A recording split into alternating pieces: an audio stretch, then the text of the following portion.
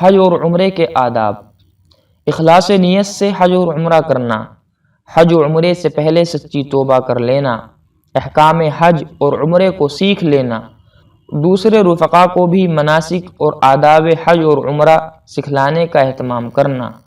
رمضان میں عمرے کی کوشش کرنا۔ سفر حج اور عمرے میں آداب سفر کی رعایت کرنا۔ اپنے ساتھ حلال کمائی میں سے توشہ لے لینا۔ بکثرت صدقہ کرنا۔ بکثرت لوگوں کو کھانا کھلانا۔ اپنے رفقائے سفر پر حسب حیثیت خرچ کرنا۔ اپنے ساتھیوں کی بقدر استطاعت خدمت کرنا۔ اچھے اخلاق سے اپنے آپ کو آراستہ کرنا۔ عورتوں کو پردے کا اہتمام کرنا۔ مردوں اور عورتوں کا باہمی اختلاط سے بچنا۔ بد نگاہی، بد زبانی اور دیگر معاصی سے اپنے آپ کو بچانا۔ دل اور زبان سے ذکر اللہ کا اہتمام کرنا۔ بکثرت دعا کرنا۔ امر بالمعروف اور نہی عن المنکر کرتے رہنا۔ دوسروں سے پہنچنے والی تکلیف کو برداشت کرنا۔ تمام مناسک میں سنت کی رعایت کرنا۔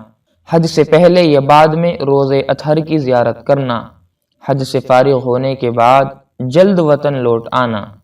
حج اور عمرے کے بعد اعمال خیر میں پہلے سے زیادہ مشغول ہونا۔ اس کو قبولیت حج کی علامات میں سے بتلایا گیا ہے۔